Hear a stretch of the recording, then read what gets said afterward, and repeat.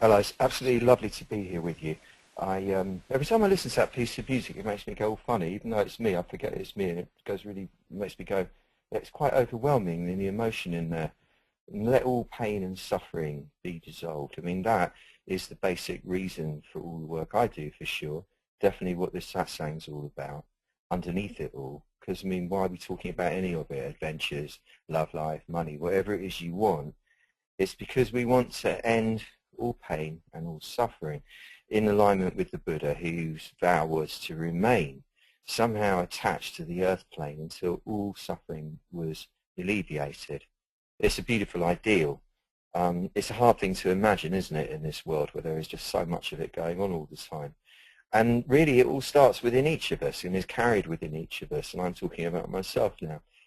You know, the level of fight that goes on with ourselves at all times, and the struggle, the crises of faith, and the beautiful friends that we have. Let's not forget, it's not all just about turning in and meditating and finding the strength inside, although of course that's where we find it. So much of it is friends, beautiful friends who help us along the way, which I feel privileged to have many fine ones who help me along the way at every juncture, and I hope it's felt to be reciprocal. And right now, you are my family. Here we are, all 200 of us, all the way around the world. I'm transmitting from Pembrokeshire on the west coast of Wales, looking up towards the North Pole, which is one of my spots on the planet, especially where I made that piece of music and where I tend to do a lot of writing, and I'm doing a lot of writing at the moment. And we're doing a satsang. If you've never been before, satsang is an old Sanskrit word which means to come together and sit together in the truth. In other words, without any bullshit, without any pretense, without any acting or posturing or impressing, all the stuff that us animals do with each other, all animals, not just humans. We can drop all that nonsense and just be the pure spirits that we actually are, the presence that we actually are. And why we do this is because when we come together, which is obviously a basic human need, or we wouldn't have developed pubs and bars and religions and churches and temples, and could go on and on and on. It's innate to us. We must come together, and when we do, something happens. We all know it. We all see it. We can't really define it or describe it. And it's something to do with the intelligence that informs us at the deepest level, connects with itself through each of us. And in that connecting, something is there, a presence. And this presence I call Tao. Call it anything you like. It makes no difference at all. It doesn't matter. It's just names. It means nothing. But the presence itself, when it is here amongst us, which it is all the time, but when we're aware of it, when we activate it amongst us, it has a very powerful synergistic effect. It's very powerful when we each meditate on our own. I do this practice every single day, and it is very powerful. When there are the two or more of us together doing this, it's extraordinarily powerful. And it's powerful for everybody. Now, my role in this, for which I thank you, in facilitating it, means that I find my mind processing. And I don't know if you ever read the story of Edward Bach, the guy that created the Bach flower remedies. He was a homeopath back at the beginning of the last century. He'd get really ill before he found the right remedy to alleviate those symptoms. And it was quite a sacrifice, really. That's how he did it. And I found myself going through crises about the topic,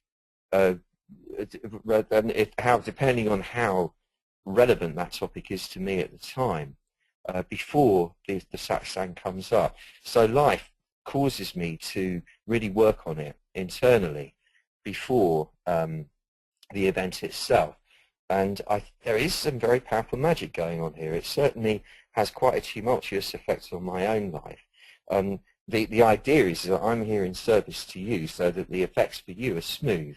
For me, they're quite mad and all over the place, because that's what the magician does, really, I suppose. And in this instance, that's what I'm playing, as the role of the magician. Just so you know.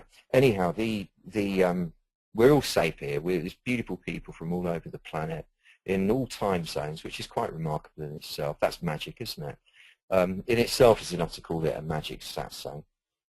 Why I'm interested in magic is because firstly Taoism was initially famous in the West, certainly in Britain, in London, back in the hippie days in the late 60s, for its magic. People hadn't really heard about Tai Chi yet. Acupuncture was still very obscure, and all its other modalities weren't really that well known. Yin and Yang as a symbol was well known. The I Ching was well known. That was part of the hippie pantheon. And but otherwise, the Taoism was really associated with magic. They used to think of Taoist magic as well. That's powerful. It used to go along with tales of sadhus in India and fakirs being able to do the most amazing things, like, you know, balance on the end of ropes and all mad stuff. But the Taoist magic was more known for, rather than kind of conjuring tricks, it was more well known for the ability to manifest what you needed by intending it. And they called this Wu Wei, meaning the way of effortless action. And it wasn't done in a greedy, graspy way, in an acquisitive way, to amass fortunes or manipulate reality to aggrandize oneself. It was just done as a way of, like the martial artist, because the martial arts are intrinsic to Taoism, would want to use the minimum amount of effort to neutralize the oncoming attack of an opponent and inflict the minimum amount of damage, if any, to stop them hurting you or the people you were protecting. And the efficiency and the economy and the economy of the way one responds to the fulfilling needs that are required to be fulfilled at that point, that elegance is how you would measure the quality of the master, or certainly how the master would measure their own quality. And in other words, the less fuss, the less wasted energy, the more elegant it is, the more masterful it is, and then you can kind of go, yeah, man, that's cool, that's masterful, for what it's worth. And I'm not suggesting that I have many moments of that. I do, but I also have many moments of going, oh my God, I created a mess like this one. As I'm sure we all do. But the more we play with this stuff, the more pronounced that seems to get, I find. Now, I studied this initially in Hong Kong as a 19-year-old with a beautiful man who was a brilliant magician, amazing person, taught me an amazing amount, mostly really about compassion and kindness. That was his most overriding quality. But he had a wonderful way of getting things to work for him with a minimum amount of effort and fuss. And people loved him wherever he went, because he was just beautiful. He was so kind, and just kind, amazingly kind, loving man. That's a big part of it, I say, because when you are intending something to happen, you know, the Tao will send it to you if you get the message through clearly. It does seem to do that. It will put you through your paces. Sure, it will test you and test your faith and make it interesting, to say the least. But it will, at some point, send you what you need just in the nick of time, pretty much in the form that you need it to be. Sorry, I just dropped my half a reading glass. I broke them because I couldn't really read anything. But I didn't know what I was wearing, because I'm not reading anything anyway. If you're kind, yeah, the Tao sends, but it's people that deliver it to you. Pretty much, unless it's air you're talking about. I don't know, it's people, isn't it? People bring you all the stuff you need in life. And so if you're kind and lovely, you will get the piss taken out of you. I've had it done to me many times. You'll be taken advantage of, but over time, hopefully you learn to get clearer about your boundaries. People stop doing that. But overall, the effect is people are lovely back. I mean, most people are lovely, I find. You know, in general, most people are kind, and if I'm kind to them, which I tend to be, they tend to be kind back to me. It's rare it isn't that way. And that's how opportunities get passed around with greater ease. But the actual mechanics of the visualization power and all of that, and how that works to bring stuff to you, is rather fascinating and brilliant and highly developed in this system. The other part of it that's really great is that when you set an intention in motion, as we're about to do today, in this instance to spark up the adventure of life, there will be a process occurs It's not just going to happen in 2 seconds. You're going to get your result. It has to work its way through the density of the manifest plane. And this process will entail fortune going for you and against you, for you and against you, for you and against you, until it goes for you in the way that you wanted it to go. It's the process of yin and yang. And the way of being centered in the body throughout that process makes it a beautiful ride rather than a horrible one. It will be stressful at times. It will be challenging. It will be damn scary. Your faith gets challenged to the quick. Mine does anyway at times. But the coming out of that, this just beautiful grace and moments of such peace and gorgeousness when you can feel the Tao loving you, it's just worth every second of it. And it's all about that. That's the point. It's all about that yin-yang ride. It's not really about when you get the thing you want, because that is beautiful. It's beautiful to be living a beautiful life. But right now is beautiful because we're here. That's the main thing. We're here, all of us. This is it. This is the gift. We've already manifested it from the moment we were conceived. We have manifested the gift. It doesn't actually get any better than being alive. That's the big one. So everything else is just coloration.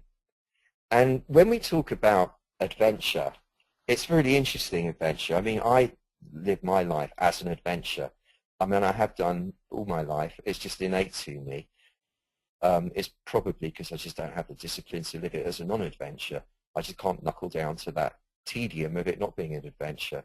So from as young as I can remember, you know, I was out on my bicycle, riding off, exploring, getting into trouble, getting scared, overcoming it, making breakthroughs, and so on and so on. I mean, like, pretty much, I think like we all have to varying degrees.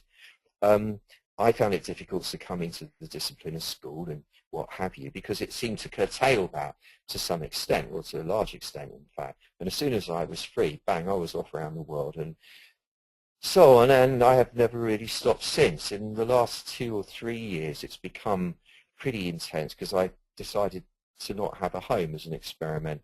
Actually, nearly 3 years ago now. It was in December 21st, 2¾ years ago. As an experiment, I'd done it once before in the 90s for 9 months, and I was intending to go for a year, but I didn't quite make it because I needed a wall to put my projects up on, all that kind of nonsense. But this time, I've really got it down to an art, and I'm loving every minute of it. I know it will change. There will be a point where it will land me somewhere. That's the experiment. But I don't want to determine where that is. I don't need to. I'm at home everywhere. I've got my practice every day. I've got my equipment with me. I've got my discipline, and I've got all beautiful people around the world, and I've got stuff to do around the world. And so it kind of works in an interesting way. But I'm thinking a lot about it because adventure isn't really about that. I know it sounds like that kind of is an adventure, but that's really just a surface symbol of adventure. You see, adventure, what does it actually mean? Adventure, it means literally from the Latin, something coming to you. It comes to you through taking a risk. It comes to you through danger. Originally, it was associated with, it came to you through magic as well, which I find it quite interesting. And it's very much the thing that you see in those fairy tales that I was always very hooked on as a kid, where the young guy goes off with that stick over his back, and over his shoulder rather, and he's got his red and white spotted kerchief tied around the end of the stick with his bits and pieces in it. And very simple, like the Fool in the tarot. And along the way he meets with various dangers and challenges, and at the point of despair he's saved by his fairy godmother, and she grants him the 3 wishes. And you know, there's that kind of archetype, the archetypal tale that I seem to have based my story on. And however, what we're really talking about with adventure is it's not what you do, it's not the geographic distance that you cover. It is something very much to do with the challenges you set yourself and meeting those challenges and what have you. But that's sort of almost like your discipline of what holds you in a shape while you're here. What really makes it an adventure is reframing what's happening here and having the courage to do that. Because, well, I'll explain what I mean. By the time this satsang is over, we will have travelled. I've made a note of this because I forget. I'm terrible at remembering figures. I can't even see what I've written there. Oh yeah, yeah. We, I know it. By the end of this satsang, we will have travelled through space approximately 66,000 miles. I think about that, 66,000 miles. I mean, when was the last time you went 600 miles or 1,000 miles? And then just think 66,000 or 100 and something thousand kilometers. We're going to go that far in an hour.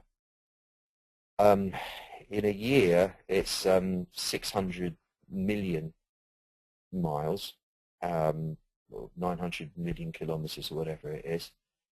So, you know, in a lifetime of 70, 80 years or whatever it is, and, you know, you're talking about, is it 7 billion or something? I mean, it's a, or more, it's a massive, massive distance that we cover. And it's not just going around the sun, because the sun is swinging around the galaxy, and the galaxy is zooming through space. So it's not just a sort of round and round the houses journey, this one, like a merry-go-round. It's much more complex and huge than that. Now, we don't understand why we're doing that. We don't understand why we get on the planet at conception at a certain point in the cosmos and then get off it when we die at another point in the cosmos.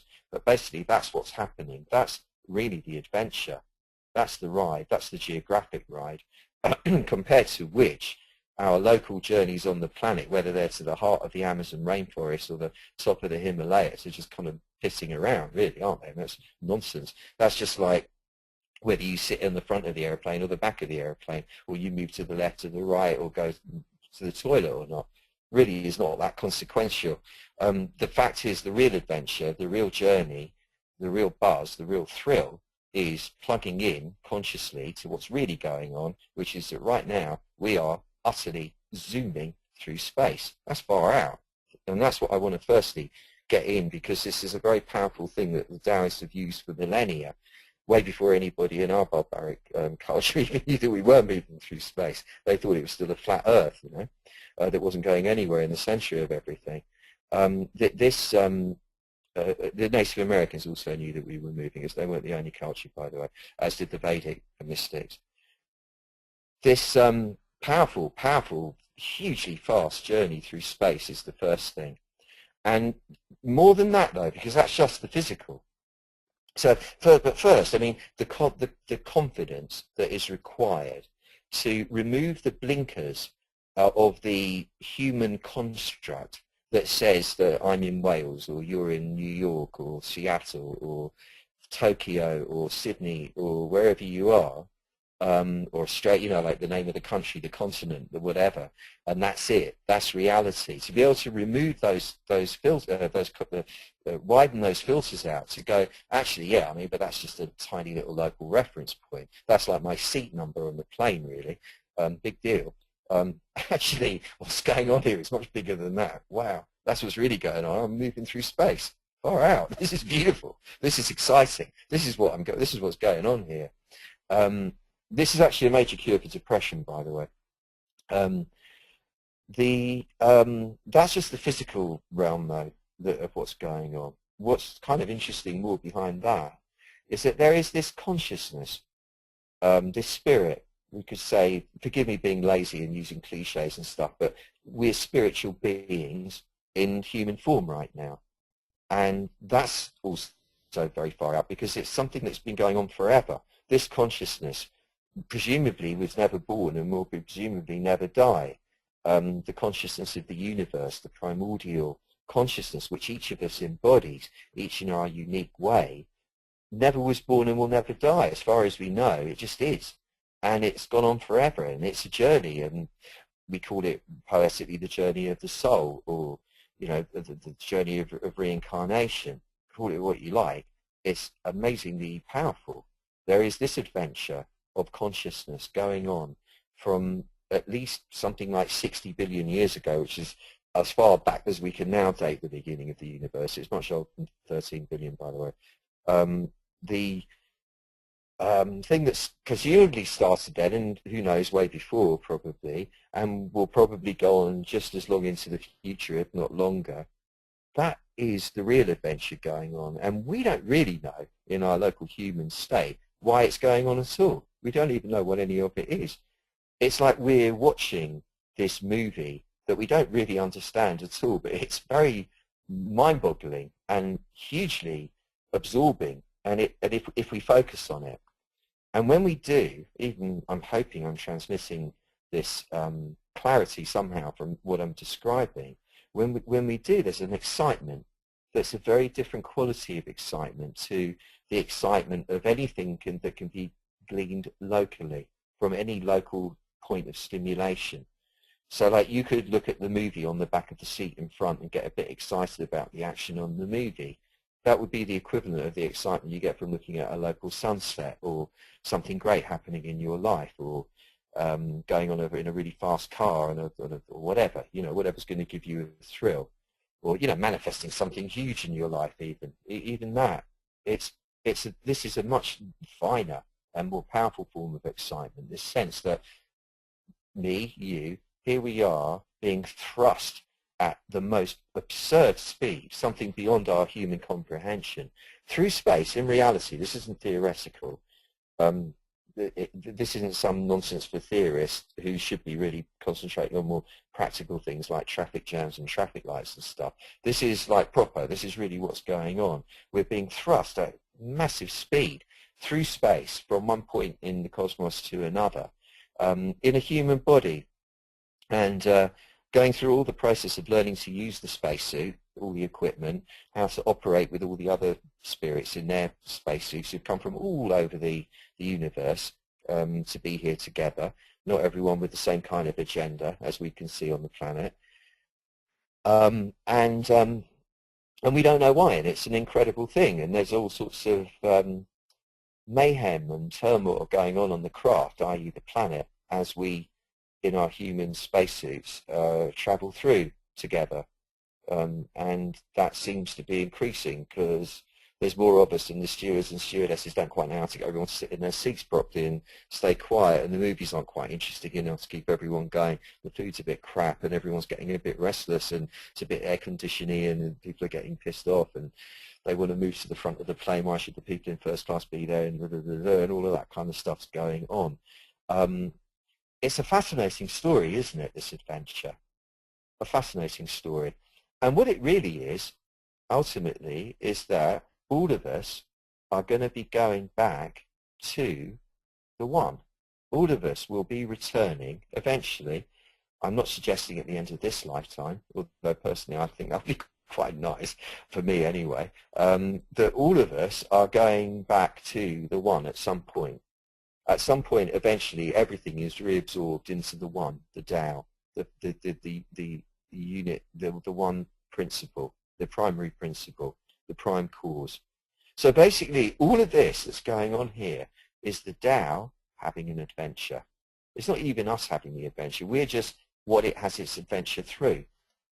It is in its nature to manifest as all this, as the cosmos, and in particular this amazing little planet that we're on, and all of us people on it, as well as all the other creatures. And it does that so it can enjoy having an adventure, presumably.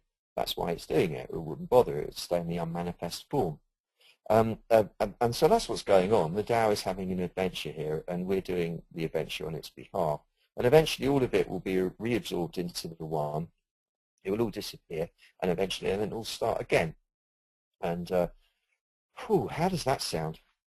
I've kind of thought about this and thought about it and thought about it. I am not sure if I've totally got this across. But what I'm saying is that if we can have the courage to reframe our existence as an adventure, in other words, if we can get to what's really going on rather than be deluding ourselves, as well as deluding ourselves about the local reality that we subscribe to. In other words, if we can identify ourselves with the spirit that's passing through in a human body at high speed, for goodness knows what reason, to goodness knows where, rather than, as well as be absorbed in being the butcher, the baker, and the candlestick maker, which we must do. You know, we have to honour that game as well. We tend to somehow create a gap in the structure and shape of reality at the subatomic, if you like, at that level. This is part of the Taoist magic. We somehow create a gap in the pattern, a gap in the shape and the structure of it all. And once that gap happens in the illusion, once that gap occurs, it's kind of a bit like a black hole, actually. It sort of sucks all the rubbish, all the nonsense and illusion into itself, and what's left instead is this transcendent, pretty much psychedelic state. That is the adventure. That's the opposite of being in life's cul-de-sac, as far as I can tell.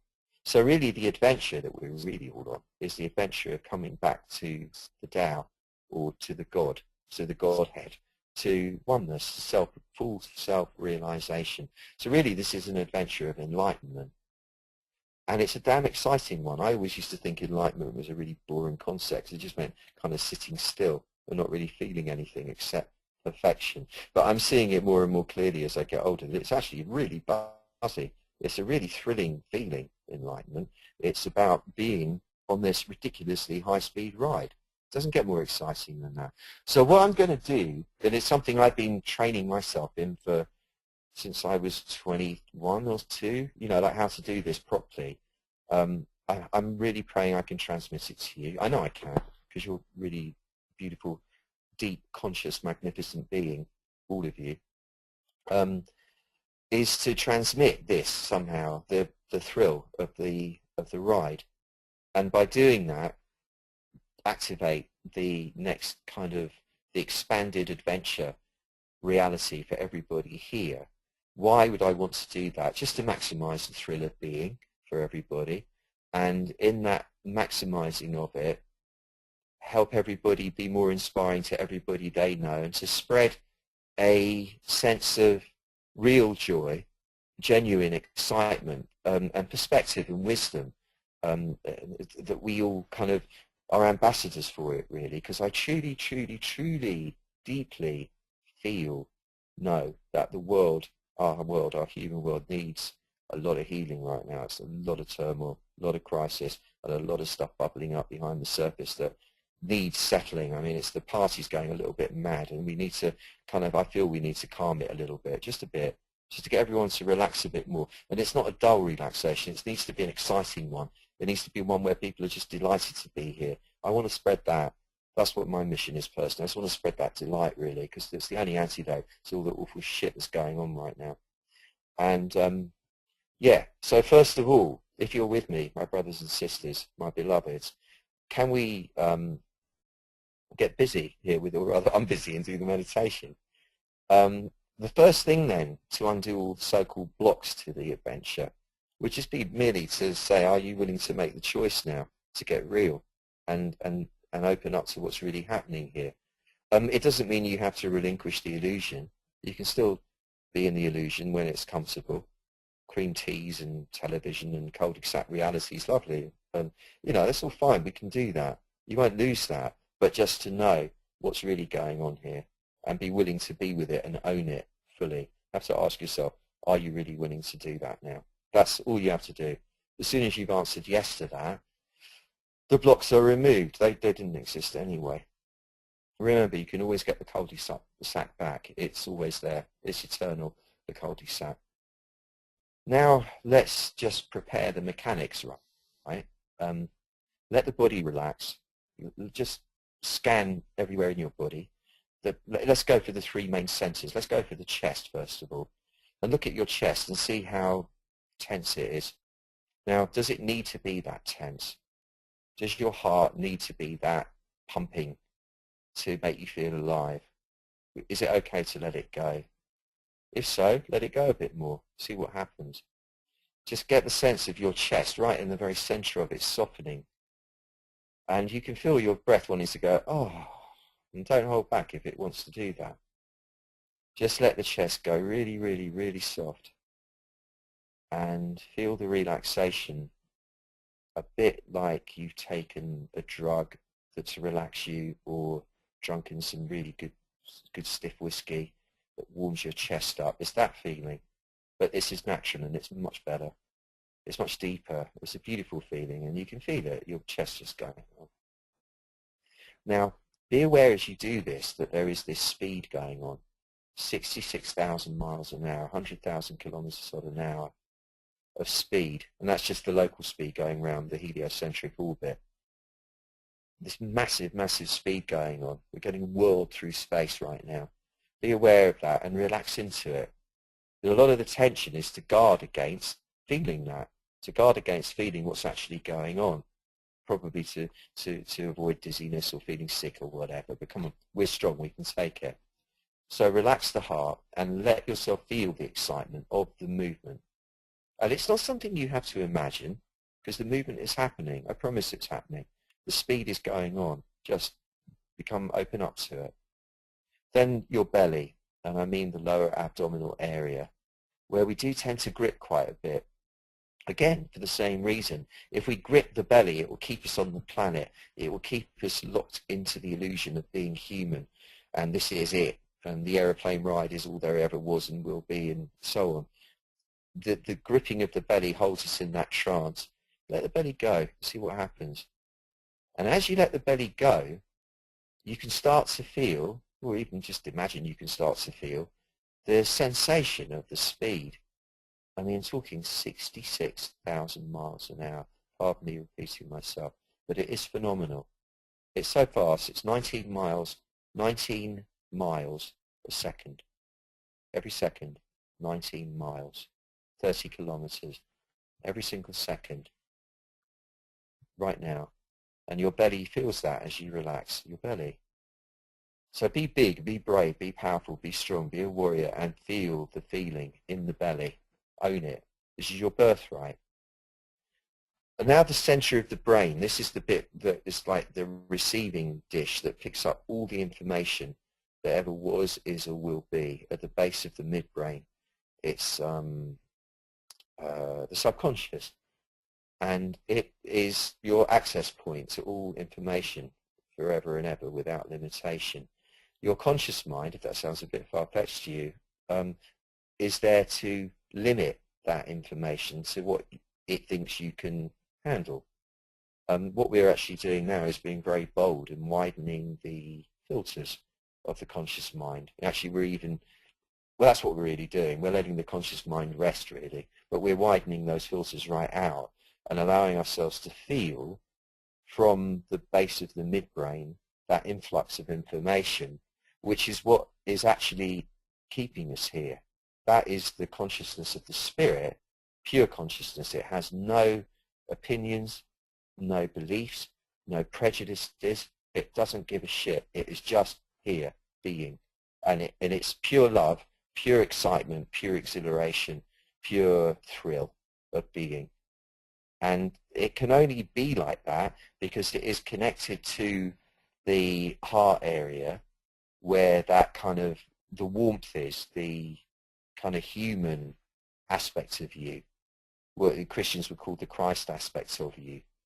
And then that can only be relevant or significant because it is anchored to the power part of you, which is the lower abdominal bit, which is the bit of you that is connected to the sexuality and the recreation, procreation, the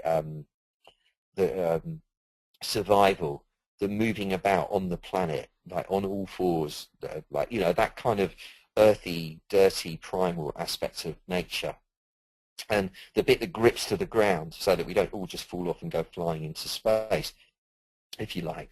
And so the three areas, those three main centers of you, what the Taoists call the three fields of heaven, have to be in balance with each other, all have to be equally activated. And once they are, now, once the center brain is really relaxed and receiving all the information, you can feel the speed through there. You can feel it in the center of the brain. There's no time to think rubbish when you've got that speed going on.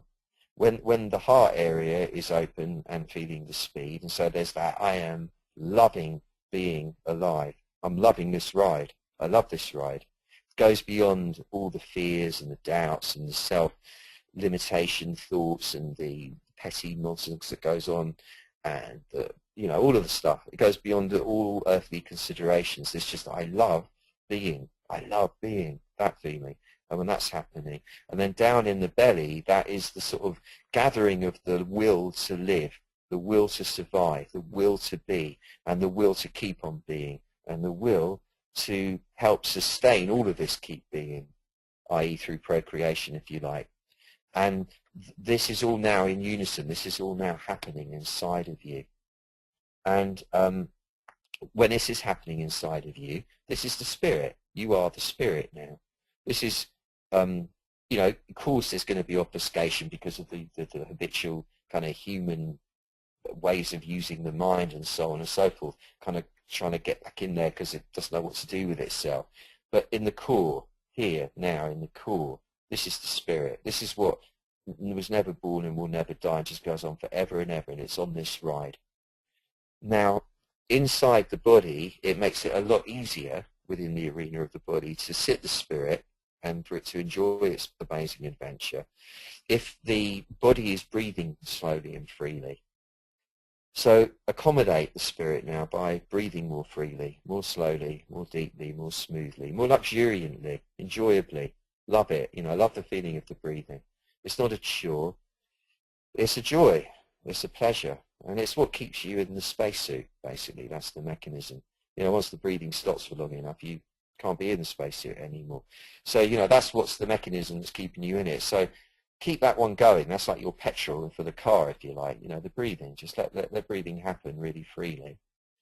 And let the sense of you as the spirit, somehow organized around the three centers, to let it be in the back of the body.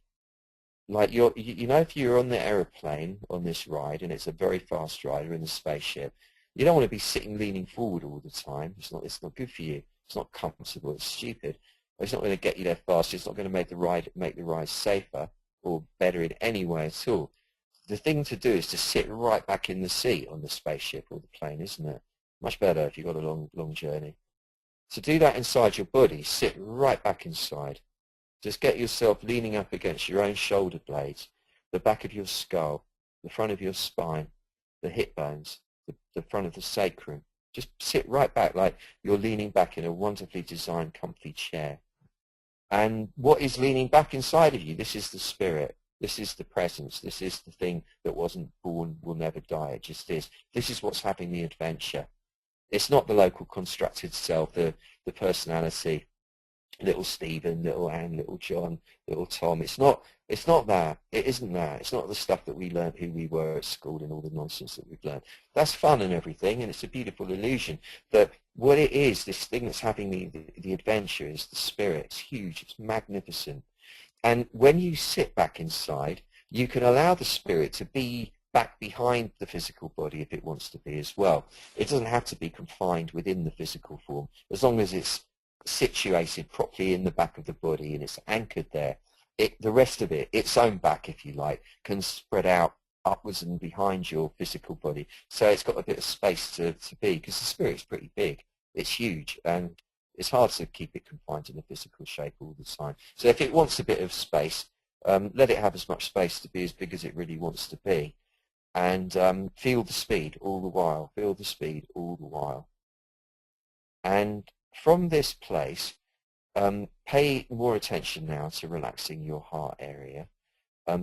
Imagine that your breastbone was actually more fluid and solid, and get the feeling of the breath entering directly through the center of the breastbone as if there was a hole there.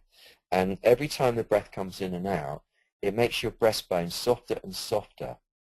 And what that's doing is causing your love of being alive, of being on the ride, of being on the adventure, to spread to everyone around you and to include everyone around you. Because just to be on this ride on your own would be really dull after a while, wouldn't it? Boring. So, I mean, that's why the Tao made itself into so many different beings, because otherwise it would get boring, and so it would be rude to kind of try and retract to that. And the way we don't is to open the heart up, and that gives us connection to all our brothers and sisters, and especially everybody who's in here together right now.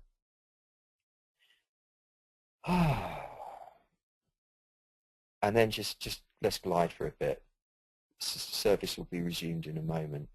I'm like your geisha, stewardess, air hostess, or whatever they call them now, walking up and down the corridor going, is everything okay, madam? Is everything okay, sir?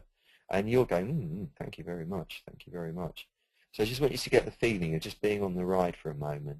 Incredible force of adventure.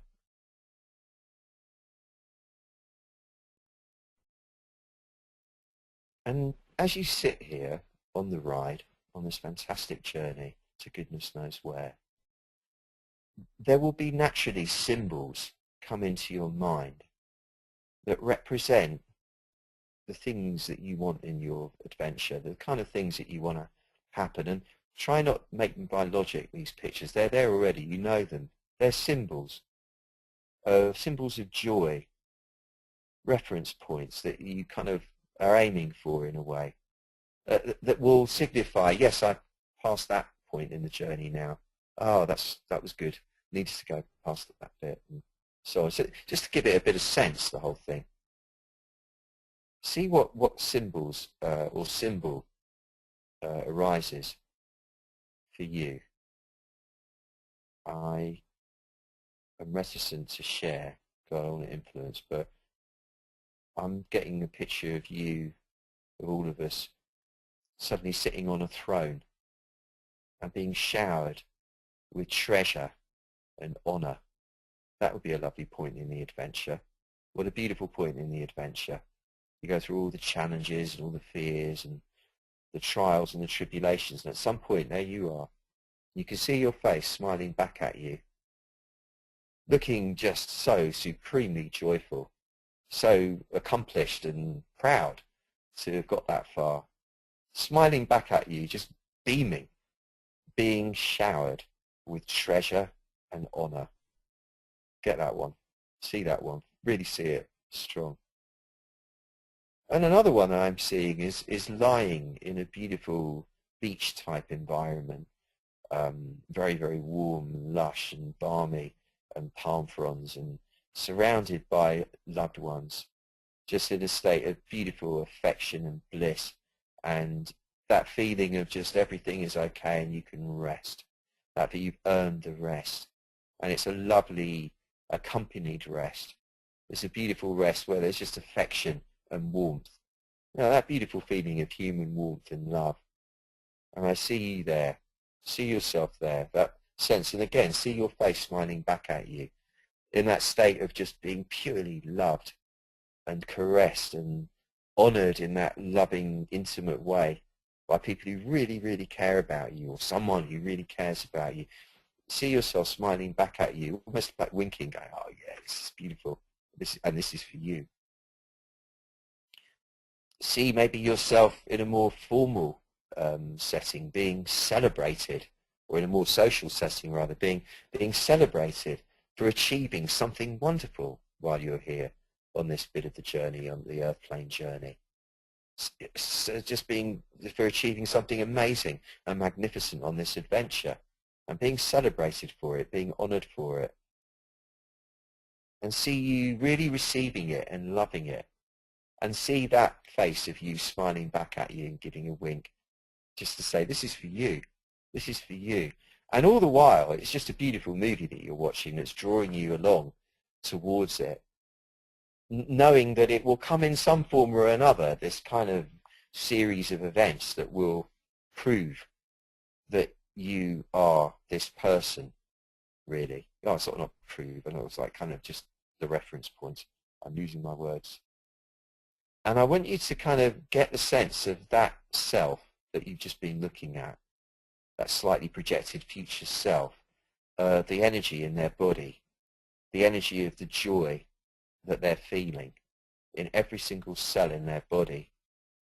And I want you to do something really cheeky now. I want you to go over there and be them, because you are them really, and embody that energy.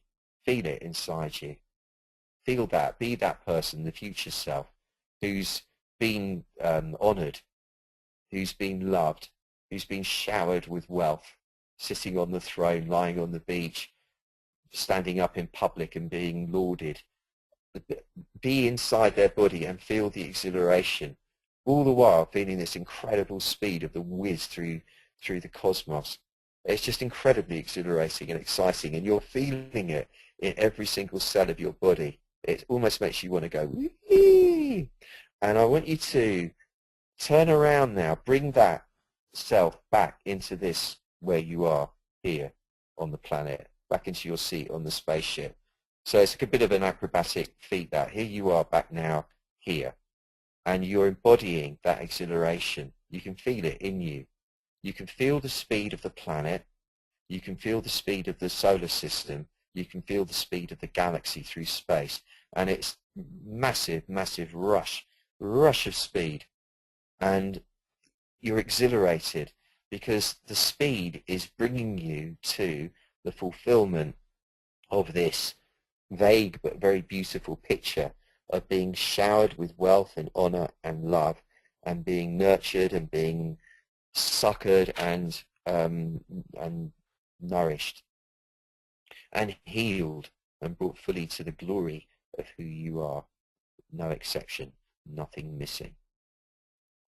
That's a very beautiful feeling, and the speed is going on. The speed is going on. It isn't stopping. This isn't stopping. When you come for the re-entry, it's slightly clunky because only because we have these human habits, really, which we have to have, otherwise it will get a bit cosmic and we'll not be able to get on with anything on a daily level. But it doesn't mean it's not real. It's all totally real. The other thing is the nonsense. This is the real thing, the speed. Being in the back of your body, the spirit that goes on forever and ever, zooming through space, currently in a human body. You don't know how much longer for, however long it is, and I hope it's a long time. To optimize on every moment of it is your choice. And you're on the adventure. You're on the adventure. You've embodied the adventure energy. It's in every cell of your body now. And no matter what you do or don't do, life will never be the same again. It will always be an amazing adventure. And you might want to repeat, because as well as visualizing and so on, affirmations, which are an ancient Taoist trick, although this is my modern version or take on them, just to get the mind straight, ready for the next phase. Just repeat after me, aloud if you're able, or in your mind if you're not. I am always in the right place at the right time with the right people doing the right thing in the right way with the right result.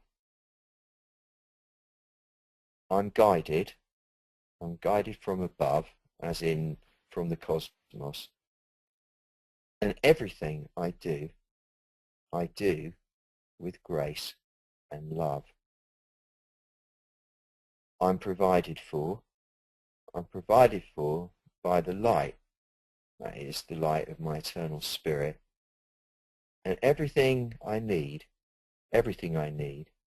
comes to me easily without a fight. And everything is working together to produce the highest good.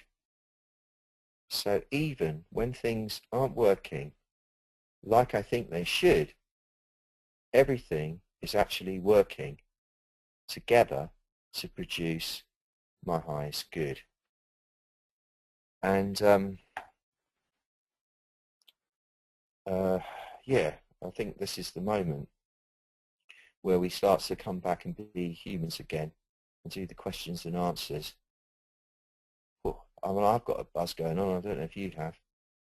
Sue, are you still there, or do we sort of leave each other somewhere off in the cosmos, a few thousand miles back? I am still here. Can you hear me okay? Good. Beautifully. Marvellous. I hope everyone else is too. I hope so too, otherwise it's just you and I. Yeah, Captain. Okay, time for some questions then. Just a quick comment. After last week's satsang, when we had a fairly short space of time for questions, we did have a few people giving feedback that they would have preferred more questions to be on the topic. So if you could just bear that in mind when you're asking a question, we'd like to start at least with the questions that are on today's topic about magicking your adventure. That said, we've only got two pre-submitted questions, one on topic and one off topic, so I will start with those. And the first one is from Elizabeth, who says, how do you enjoy the adventure while it happens, not afterwards when you made it home safe? I think that we answered the question to that in the practice just now. What stops us enjoying? Good question, Elizabeth. What stops us enjoying it is tensing up especially in those three main centres against it to stop ourselves feeling it because it's too scary. And if you can relax specifically right in the core of your lower abdominal area, right in the core of your chest, and right in the core of your brain, the centre of your brain, you will enjoy the adventure as it's happening far more.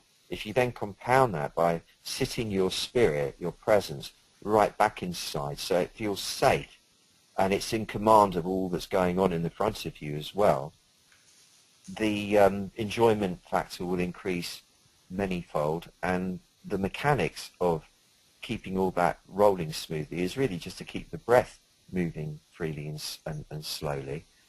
And then I think the intellectual, human intellect part of the mind is best employed reminding oneself, this is an amazing adventure I'm on.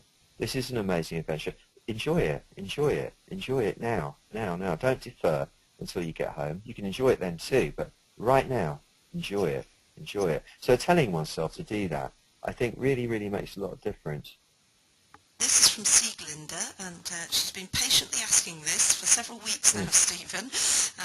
So her adventure appears to be that she has quite frequently a strong migraine, mostly when she has her period, but also due to lack of sleep or if she drinks alcohol, which she doesn't anymore because of that, or even when the weather changes. She also has tinnitus, but that's all of the time. Luckily it's masked by other noises during the day, but it's very apparent when it's quiet. Do you know anything that helps or relieves those? Well, what those are coming from, it sounds like, is a kidney deficiency and a liver overheating. So that the migraine, first of all, is a symptom of liver overheating, and that's why it would be affected by when you were drinking, by drinking and so on, and also by the period, because when you have your period, the liver stores the blood, purifies the blood that's going to be released to replace the blood that was lost, and then has to release it. That makes the liver work hard and it overheats, and what will happen at certain times is the heat from the liver goes up the gallbladder channel, and it's into the back of the head, to the forehead, and that's what causes the migraine, dizziness, eye problems, and all the rest of it. The reason it would be, what immediately alerted me to the fact that the kidneys involved, before you even said about, he said the tinnitus, was the climate change, because the kidneys are like your thermostat. They're the ones that can feel the changes in climate, very sensitive to that. And because the migraine would be affected by climate change, also, I don't mean the global climate change, but would indicate that the kidneys were involved, and which isn't surprising because the kidneys are responsible for keeping the liver cool while it's working hard, and they can't do that if they're a bit weak themselves for whatever reason. And I don't know why your kidney energy would be low, but it is, it seems, because you're getting tinnitus, and tinnitus is a symptom of low kidney energy. The ears are like the kidneys. They're called the flower of the kidneys. If you look at the ears, they're the same shape as the kidneys, and the hearing is controlled by the kidneys. And unless it was through loud gunshot or damage to the eardrum, tinnitus arises when the kidney energy is low. Balance the kidneys up, the tinnitus tends to subside. So saying, so suggested treatment over the airways here is a bit of a tall order, but this would be what I would recommend. For the tinnitus, which is the most persistent and irritating problem, press in the grooves behind the ears at the sides of the occipital bone, actually the two, oh, I've got my brain's got the name of them, the little, whatchamacallums, the little handles of bone down behind the ears. If you just stick your fingers behind your ears and then run the fingers down to where there is no ear anymore, and you're pressing in under the big bone there, upwards into the skull. Press those, press there. Anyone can do this, it's really good for you anyway. Then you put your fingers in your ears and you pull the cartilage forwards in the front there. So you're pulling that cartilage in the front of the ears forwards towards the front of your face more. That's good. Then if you can press on where your watch winder would dig into your wrist with the finger of the other hand, and do the same on the other side, that draws the blockage of energy down the channel from the ears. Then you take your fist, you make fists, and you put them in your lower back, and you circle the knuckles in opposing directions either side of the spine at waist height about 18 times. And you do this 3 or 4 times a day. Not nastily, you've got to do it nicely. And that releases the blocked kidney energy bit by bit, warms them up. You can supplement that by drinking, at this time of the year, nettle tea, wolfberry tea, and in general throughout the year, dong quai. For women this is, not guys should drink ginseng, not dong quai. And it's a root, and it's very good for you, and it builds the kidney energy up slowly but surely. But as a sort of topical, pretty much instant kidney pickup, it will take a week or 2 for it to get in the system of drinking it every day. Nettle tea, marvellous easy to get, and wolfberry tea, very, very powerful too, warms up the kidneys, which helps them reduce the liver heat. Then, for the liver, to reduce the migraine, to drink chrysanthemum flowers, get them from a Chinese supermarket online or whatever. Make sure you don't just get the stamens, you need to get the petals too. And you plot 5, 6, 7, 8 flowers on top of black tea is traditionally, pu'er tea is the one that they use in China, but you can just use normal black tea or just boiling water, boiled water. And you drink the fluid through the petals. It's really pretty. They all open up, and once they get in the water, and it's like drinking through a lily pond. It's really, really lovely. A bit papery tasting. Might make it sit in there for a while so you get the strength of it. And that really cools the liver down if you do it every day, once, twice a day. Pressing the hands under the ribs on the right-hand side to release any tension that's accruing there will in turn help release tension from the head. And pressing on the temples with your fingers, sensitively, lovingly, teasing, seducing your temples to let go and relax and somehow broaden out. Then just above the ears, on the skull either side above the ears, about a penny's distance up from the top of each ear, there's a little dent on the side of the skull. You press in there. Again, you're not pressing with force, you're pressing in a seductive way, beautifully kind of penetrating as if through magic into the bone. And then the back of the head, just round from the side to the edge of the occiput, where the muscles kind of finally insert into the skull on the outer edges there. You press in there, and that releases tension from the back of the head. And all of those things together, that's a valiant attempt on my part to transmit a healing for those 2 conditions like this, but if followed carefully, that will have an effect. Or go and see a good acupuncturist. In short. Okay, this is from Francesca. Dear Doc, what do you think of the so-called ascension and associated symptoms due to solar flares and portals opening, etc.? How does this fit into the adventure? Is it even real? It feels like it is. Or is this something else we are all dreaming up? Love from Francesca. Hi, Francesca. I don't know, really. I was into all that stuff a while ago. I don't know. I don't really know. I haven't got a clue. It's not really in my cosmology much at the moment, I have to confess. But it does kind of make sense. On 12-12-12 we did a thing, and it was like, felt like we were opening a portal. I think these things are symbolic, aren't they? They're metaphorical, really, because we don't know if we really all understand them. But it does feel like we're going through a series of events, of course. and they are probably what are being described as portals, and you could describe this enlightenment as the ascension. People's interpretations of the ascension vary, and none of them are really resonating with me. They all sound like a load of old nonsense to me, but that's just me because I'm an old cynic. But I dig it. I like it. One of my oldest friends made an album called Ascension back in the 80s, so I've always had a real soft spot for it. And I love the idea of being ascended, but I also like the idea of being transcendent. That kind of has more power for me, and the idea that while you're on the planet, you're on the planet because that's what you're meant to be.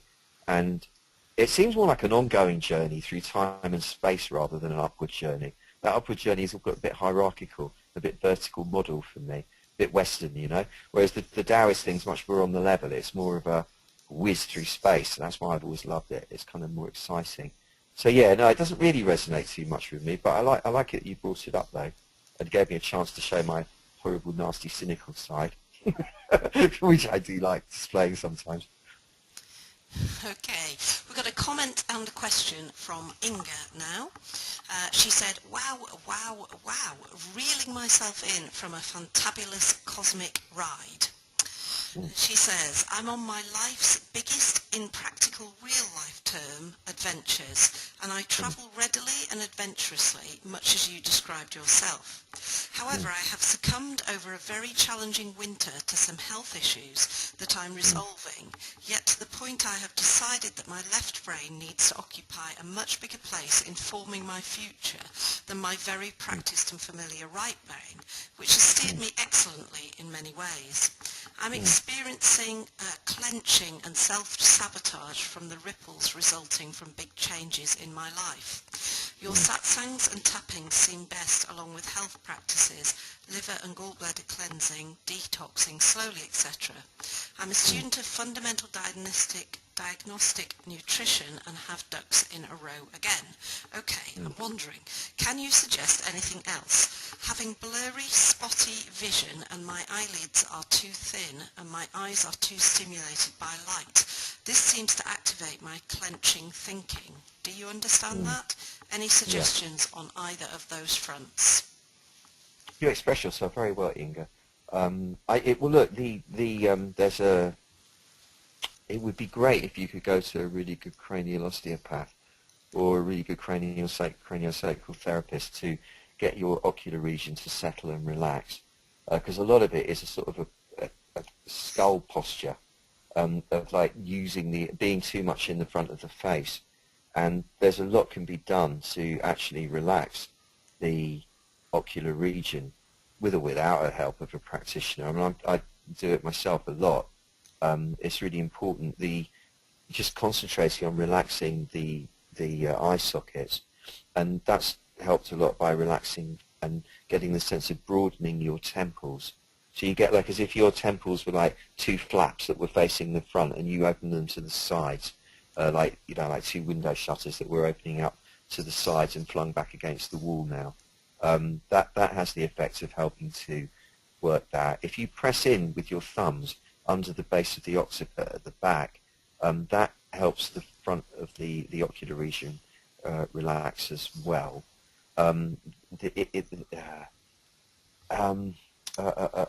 it's to do with being in the back of the skull more while you're going about your business. You're probably finding that through fear, natural fear, through growing pains in life in general, the mind is too much in the eyeballs, and it needs to come and sit back during the day when you're occupied with things in the back of the brain more, like lean up against the rear wall of the skull. I hope I'm being helpful here. And there is something else I wanted to say as well, to do with, you were saying, hang on, I'll be there in a sec. Shit, I've forgotten it. It was so interesting as well. It was the changing of the picture. It made my mind go funny. I don't know. God. Inga, I'm sorry. I totally forgot what I was going to say. It might come back in a minute. But it was important. Sorry, it's gone. It's gone. Oh, no, it wasn't. It's back. It's back. Okay, this is it. For the left brain, right brain thing, I think that this is what I do every day. One of the things I do quite a lot of stuff for that. But one of the things that really seems to work is doing I do it with punches when I'm doing my punching practice, because I do like a 1,008 shadow boxing punches, quite fast ones each morning. So, just to get that peppering motion, keep it oiled. But I'm really doing it to keep the left and right brain balanced. And one of the things I do is a series of, if I do like mummy daddy, so left, left, right, right, left, left, right, right, left, left, right, right, left, left, right, right, and then I'll do 9 of those, and then I go right, right, left, left, right, right, left, left, right, right, left, left, and then I go with the left hand 1, 2, 3, right hand 1, 2, 3, 1, 2, 3, 1, 2, 3, sort of left, left, left, right, right, right, left, left, left, right, right, right, and then start on the right side, right, right, right, left, left, left, right, right, then do 4. Left, left, left, left, right, right, right, right, left, left, left, left, right, right, right. It's quite interesting because you do tend to go a bit spastic at the beginning when you try and do it. It's fascinating, and don't be angry with yourself when you do. That's all part of the fun. And then finally going to a paradiddle, which is left, right, left, left, right, left, right, right, left, right, left, left, right, left, right, right. Now, this doesn't have to be done with punches. This could be done with clicking your fingers or even tapping your index finger to your thumb. It's a nice one to do. It's lovely to do. If you tap your left index finger to your thumb and your right index finger, you go left, right, left, left, right, left, right, right, left, right, left, left, right, left, right, right. And the main thing is not to be angry with yourself when it's not even or you mess it up. You've got to laugh. You've got to laugh. It'll be easy. Don't get frustrated and just start again. And by and by, if you do it every day, you'll notice a fantastic effect of balancing the two halves of the brain. And that, Inga, is pretty much all I've got to say. But actually, it goes with you, doesn't it? Inga, press the finger. Tap the finger. And Inga also says she's a craniosacral therapist, so there you go. Oh, wow. Well, there you go. How perfect. Go and see yourself. Brilliant, brilliant. Oh, you know all the stuff anyway. Then. Wonderful. She says, I get what you're saying, reminiscent of some Tai Chi pairing exercises I've done. Thanks for the physical reminder. Well, thank you for being so humble and modest with me. Okay, we're through the questions. Okay, listen, I just want to leave you with a little piece that's relevant, everybody, if you could indulge me. It's a crazy old time we've been having here. Sometimes it fills you with elation, and sometimes with fear. But I tell you, my friends, don't let it drive you round the bend, because it's just an adventure that we're on. So you stop, you take a deep breath, you look around and you think, it's not that bad. There's no reason to be sad, no reason to be mad. Just relax, get centered and enjoy the show. Because, to have an opportunity like this is unprecedented. Yet, we've all come together on the planet at this time from all different parts of the universe, from different times and spaces. We come here to show our faces for this incredible show of the world going through the biggest change it's ever gone through, as far as we know. Sometimes you get worried and hurried. Sometimes you get lost in distraction. Sometimes you get pulled by attraction. Sometimes you just think you're the bee's knees. And other times you feel like you're on your knees and then there's nothing you could do that would get you through. But I tell you this, my friends, if you can just breathe, relax, and sink your weight so you make contact with the power of the ground and you let your body sway with life's sound, you find that before long, the world's song will have you thrilling with joy. What an amazing adventure this is. What an amazing adventure this is. What an amazing adventure this is. Yes, now if you keep repeating those words over and over, what you find is before long your mind will empty itself of all that worry, all that fear, all that pain, and you'll be feeling right as rain again. Yes, all you have to do is tell yourself how you want it to be, and that is how it will be. It's all really down to how you see it.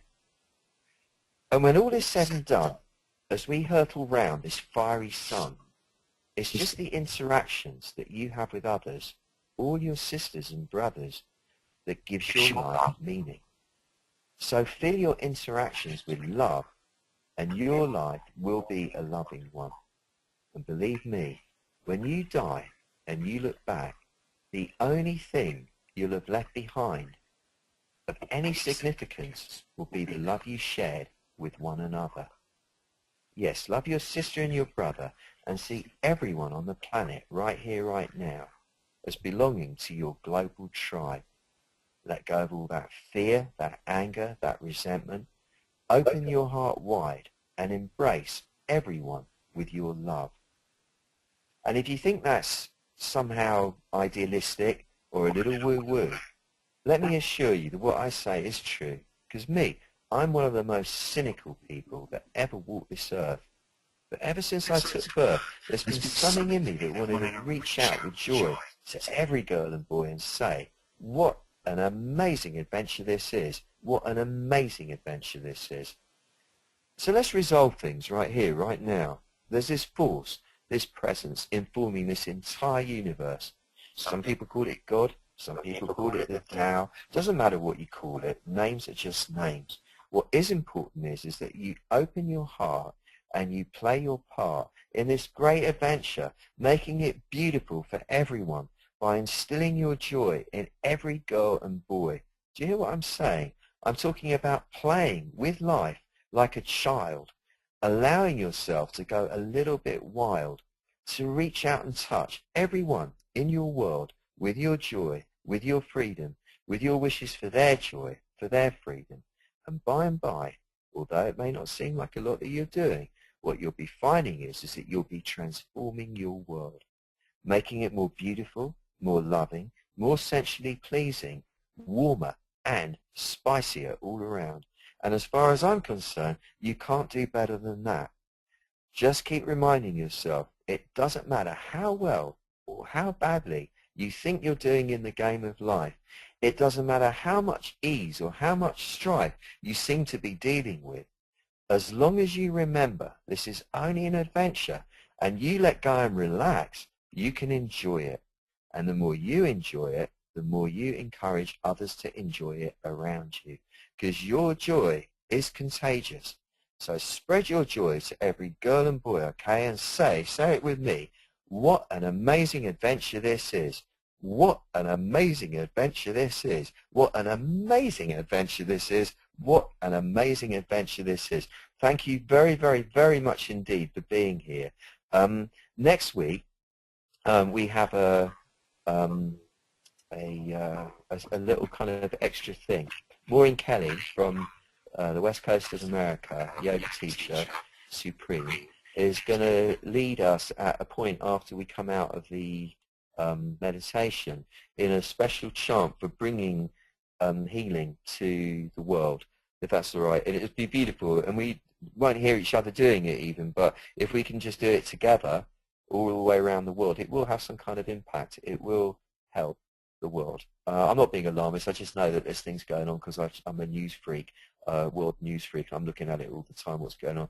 It's a bit crucial right now. We need all the help we can get, us mad sick bunnies here on the planet, and that's where my interest is lying, as well as to wish you the most amazing week ahead.